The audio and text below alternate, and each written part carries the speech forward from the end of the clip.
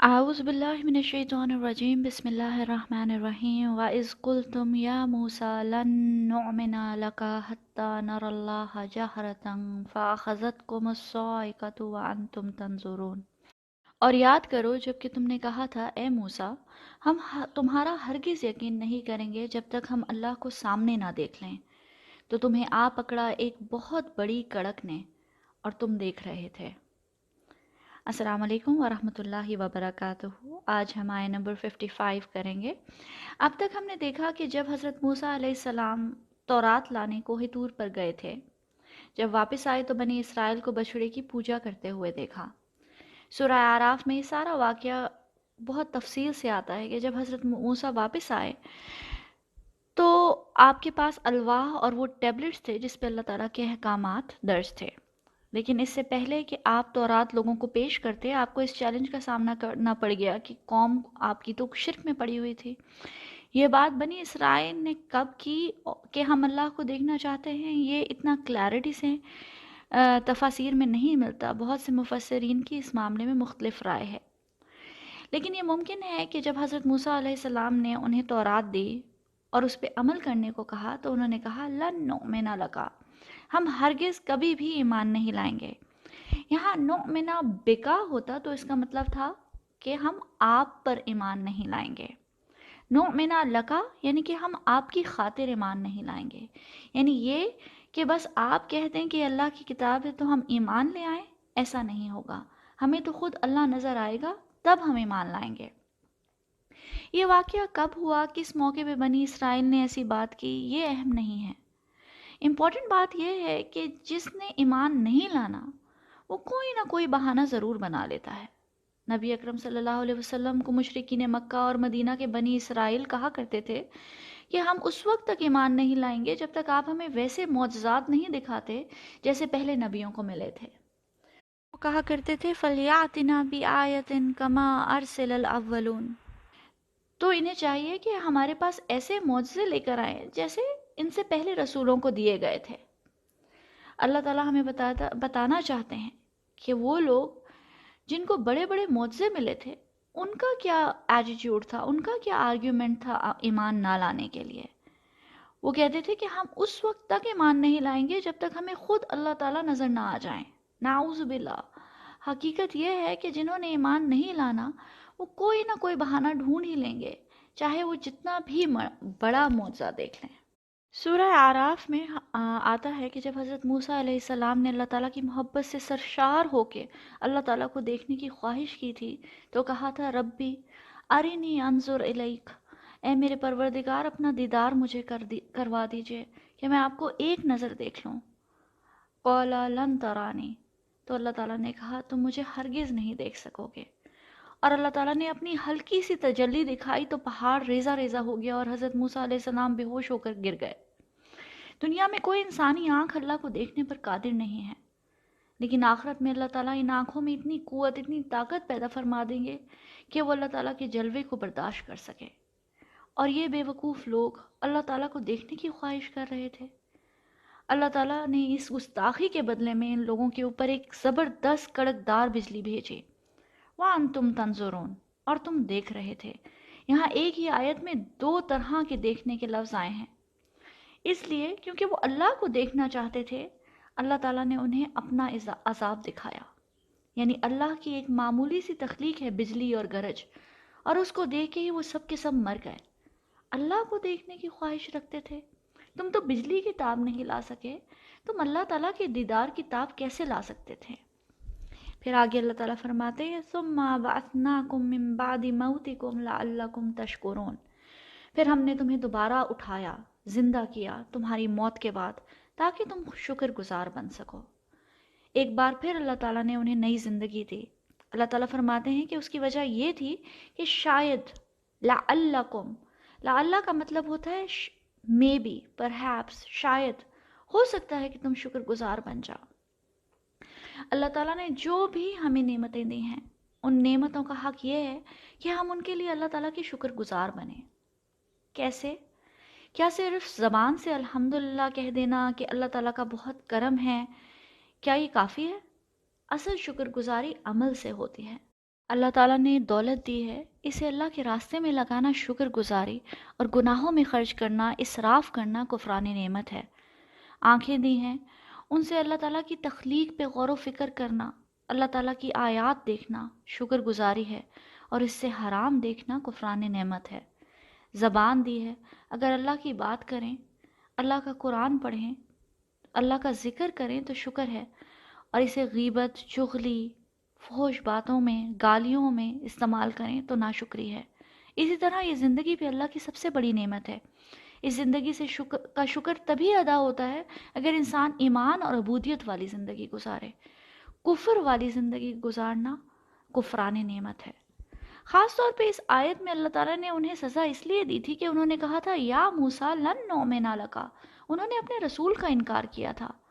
ہمیں تو ایمان کا پورا پیکیج ملا ہے کہ ایمان کے 5-6 پلرز ہیں: اللہ پہ ایمان، رسولوں پہ ایمان، فرشتوں پہ ایمان، کتابوں پہ ایمان، روز محشر پہ ایمان اور تقدیر پہ ایمان۔ لیکن ذرا ایک سیکنڈ کے لیے ان لوگوں کے بارے میں سوچیں جو نبیوں کے زمانے کی نسل تھے، جو ان کے درمیان رہتے تھے۔ ان کے لیے رسول پہ ایمان لانا ہی ایمان کی پہلی سیڑھی تھا۔ اگر ایک شخص آپ کے درمیان 30-40 سال سے رہ رہا ہے، وہ ایک دم آپ کے پاس آئے اور کہے کہ میں اللہ کا رسول ہوں، مجھے فرشتے اللہ کے پیغام دیتے ہیں، مجھ پر اللہ تعالیٰ کی کتاب نازل ہوتی ہے، اس پہ یقین کر لو کیونکہ بہت جلد سب کچھ ختم ہونے والا ہے، روز قیامت آنے والا ہے اور اس دن سزا اور جزا ملے گی، تو اس بات پہ فوراً ایمان لانا آسان نہیں ہے۔ یہ بات سن کے جو رسول پہ ایمان لے آئے، انہیں سچا سمجھے اور ان کی تصدیق کرے، وہی باقی ساری باتوں پہ بھی ایمان لا سکتا ہے۔ اور جو نبی کو جھوٹا سمجھ لے، شاعر اور مجنون سمجھے، وہ نہ اللہ پہ ایمان لائے گا، نہ اللہ کی وحدانیت پہ ایمان لائے گا، نہ کتابوں پہ، نہ فرشتوں پہ، نہ آخرت پہ۔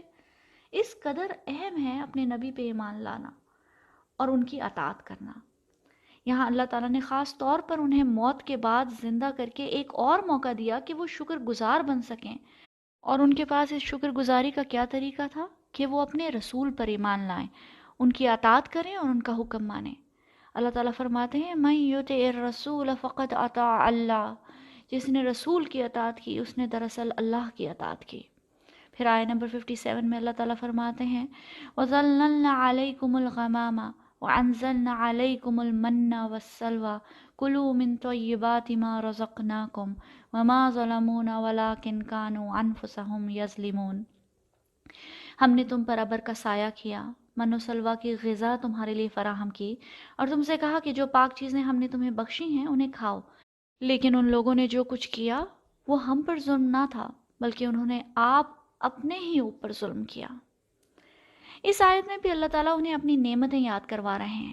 جب بنی اسرائیل نے دریائے سویز پار کر لیا تو وہ صحرائے سنائی میں آ گئے۔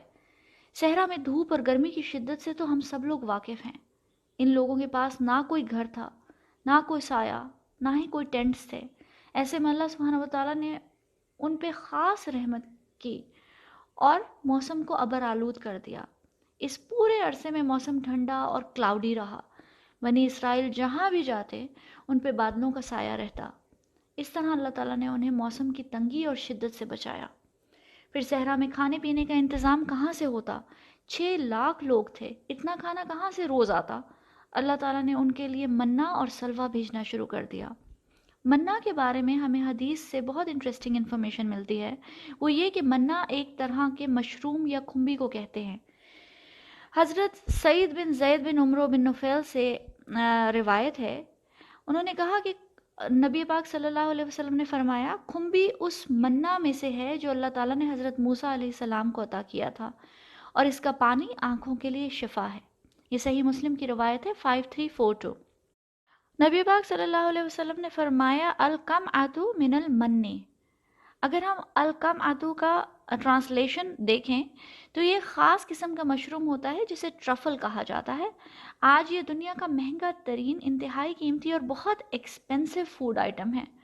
اسے اگانا اور سٹور کرنا اتنا مشکل ہے کہ اس کا 1 پاؤنڈ ٹرفل خریدنے کے لیے 400 سے 4000 ڈالر تک خرچ کرنے پڑ سکتے ہیں۔ نبی پاک صلی اللہ علیہ وسلم نے فرمایا کہ یہی وہ منہ ہے جو بنی اسرائیل پہ نازل کیا گیا۔ شاید یہ مشروم اس صحرا میں اگ گیا ہو بغیر کوئی بیج بوئے، یا پھر آسمان سے یہ بیج اترتے ہوں اور اس کے نتیجے میں یہ ٹرفلز اگتے ہوں۔ آج اگر آپ ٹرفلز کی نیوٹریشنل ویلیو دیکھیں تو اس میں carbohydrates, proteins, fats, fibre, vitamin C, phosphorus, manganese, iron, sodium, سب کچھ موجود ہے۔ یعنی یہ ان کے جسم کی تمام تر ضروریات پوری کرنے کے لیے یہ غذا کافی تھی۔ پھر صرف یہی نہیں، اللہ تعالیٰ نے انہیں سلوا بھی بھیجا۔ سلوا ایک پرندے کا نام ہے۔ ابن عباس رضی اللہ عنہ کے مطابق سلوا بٹیر کی طرح کا ایک پرندہ ہے۔ یہ سلوا ڈھیروں کی تعداد میں آ جاتے، یہ لوگ آسانی سے انہیں پکڑ لیتے، جب یہ ان کو پکڑنا چاہتے تو وہ اڑتے بھی نہیں تھے، اور اس طرح اللہ تعالیٰ انہیں صحرا میں بہترین غذا فراہم کرتے رہے اور انہیں فاقوں سے بچا لیا، ورنہ وہ تو صحرا میں بھوک سے ہی مر جاتے۔ اتنے سارے لوگ تھے، ان کی غذا کہاں سے آتی؟ پھر آگے اللہ تعالیٰ کہتے ہیں کُلُوا مِن طَیِّبَاتِ مَا رَزَقْنَاکُمْ، کھاؤ ان پاک چیزوں میں سے جو ہم نے تمہیں بخشی ہیں۔ قرآن میں کھانے پینے کے بارے میں بہت سے احکامات ملتے ہیں۔ ایک اور جگہ اللہ تعالیٰ فرماتے ہیں یا ایھا الناس کلوا مما فی الارض حلالا طیبا، اے لوگو زمین میں جو کچھ حلال اور طیب ہے اسے کھاؤ۔ سلف کہا کرتے تھے کہ کھانا اور پینا دین کا ایک بہت اہم حصہ ہے، یعنی کہ آپ کیا کھاتے ہیں، کیسے کھاتے ہیں، کتنا کھاتے ہیں، اس سب کا اثر جسم پہ نہیں بلکہ انسان کے دل اور روح پہ بھی ہوتا ہے۔ اللہ تعالیٰ فرماتے ہیں فَلْيَنظُرِ الْإِنسَانُ إِلَىٰ طَعَامِهِ، تو انسان کو چاہیے کہ اپنے کھانے کی طرف نظر کرے، یعنی دیکھے کہ اللہ نے کیا کیا نعمتیں دی ہیں، کیسے پیدا کی ہیں، کیا کھانا چاہیے، کتنا کھانا چاہیے، کیا طیب ہے اور حلال ہے، اور اس کا جسم اور روح پہ کیا اثر ہے۔ اللہ سبحانہ و تعالیٰ نے ہمیں حکم دیا ہے کہ حلال کھاؤ اور طیب کھاؤ۔ اب حلال کے بارے میں اسکالرز کہتے ہیں کہ دنیا کی ہر چیز حلال ہے سوائے گنتی کی ان چند چیزوں کے جو اللہ تعالیٰ نے قرآن میں حرام فرمائی ہیں۔ اور طیب کا مطلب ہے پاک، صاف، پیور چیزیں جو ہر طرح کی گندگی، ملاوٹ اور نقصان سے پاک ہوں۔ ایسی چیزیں جن کا صرف ٹیسٹ اچھا نہ ہو بلکہ وہ ہمارے جسم کے لیے بھی نیوٹریشنل ہوں، فائدے مند ہوں اور سیف ہوں۔ اسلام کا بیسک اصول یہ ہے کہ جو بھی چیز انسان کو نقصان پہنچائے وہ منع ہے، جو چیز بھی جسم کو نقصان پہنچائے وہ طیب نہیں ہو سکتی۔ تو پھر کیا ایسا ممکن ہے کہ کوئی چیز طیب تو ہو لیکن حلال نہ ہو؟ بالکل ممکن ہے۔ جیسے اگزامپل لیں کہ جو اللہ تعالیٰ نے جانور حلال کیے ہیں ہمارے لیے، وہ بالکل ان کا گوشت طیب ہے، لیکن اگر وہی جانور غیر اللہ کے نام پہ، غیر اللہ کو خوش کرنے کے لیے قربان کیے جائیں، کسی دیوی دیوتا کو چڑھاوے چڑھانے کے لیے، کسی مزار پہ، کسی ولی کے نام پہ قربان کیا جائے ان کو خوش کرنے کے لیے، تو وہ غیر اللہ کے نام پہ ہو جائیں گے، اور بے شک ان کا گوشت طیب تو ہے لیکن وہ اب ہمارے لیے حلال نہیں ہوگا۔ اسی طرح جس طرح ہندوؤں کا پرشاد عام طور پر مٹھائی ہوتی ہے جو وہ پوجا کے لیے استعمال کرتے ہیں، وہ مٹھائی دودھ سے بنی ہوتی ہے، طیب ہوتی ہے، لیکن کیونکہ اسے غیر اللہ کے پوجا کے لیے استعمال کیا گیا ہے، اس پر غیر اللہ کا نام لیا گیا ہے، تو وہ ہمارے لیے حلال نہیں ہے۔ تو یہ تو اگزامپل ہے ان چیزوں کی جو طیب تو ہے لیکن حلال نہیں۔ ایسی بھی کیا اگزامپل ہو سکتی ہیں کہ کوئی چیز حلال ہو لیکن طیب نہ ہو؟ ایسا بھی ممکن ہے، جیسے چینی، شکر، گڑ وغیرہ بالکل حلال چیزیں ہیں اور ہم اپنی عام زندگی میں یوز کرتے ہیں، لیکن ایک ڈائبیٹک پیشنٹ کے لیے یہی چیز زہر بن سکتی ہے، جسم کو نقصان پہنچا سکتی ہے۔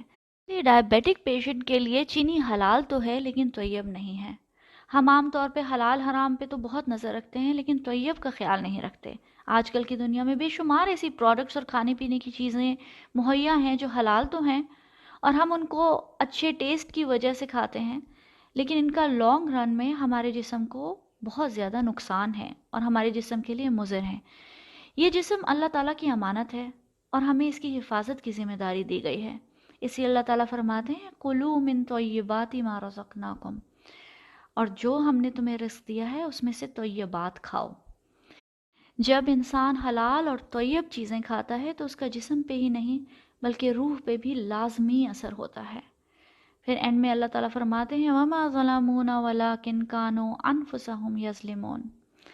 یہ آیہ 61 میں ہی ہم دیکھیں گے کہ اللہ تعالیٰ نے بنی اسرائیل کو یہ جو بہترین غذا دی تھی، جو ان کے لیے نہ صرف حلال تھی بلکہ طیب بھی تھی، ان کے جسم کی تمام تر ضروریات پوری کرنے کے لیے کافی تھی، انہوں نے کیسے اس نعمت کا انکار کیا، کیسے ناشکرے کیے؟ اللہ تعالیٰ فرماتے ہیں انہوں نے یہ سب کچھ کر کے ہم پہ کوئی ظلم نہیں کیا، ہمیں کوئی نقصان نہیں پہنچایا، بلکہ انہوں نے خود اپنے اوپر ظلم کیا۔ انسان اکثر اپنے تکبر میں اللہ تعالیٰ کی نافرمانی کرتا ہے تو اسے لگتا ہے کہ اس نے نعوذ باللہ اللہ تعالیٰ کا کوئی نقصان کر دیا ہو۔ ہر گناہ، ہر ناشکری، ہر نافرمانی اور ہر بغاوت دراصل انسان کے ہی خلاف کھڑی ہونے والی ہے۔ انسان اپنی نافرمانی سے اپنا ہی نقصان کرتا ہے، اپنے اوپر ہی ظلم کرتا ہے۔ اللہ سبحانہ و تعالیٰ سے دعا ہے کہ اللہ تعالیٰ ہمیں شکر گزاری کی توفیق عطا فرمائے۔ السلام علیکم ورحمۃ اللہ وبرکاتہ۔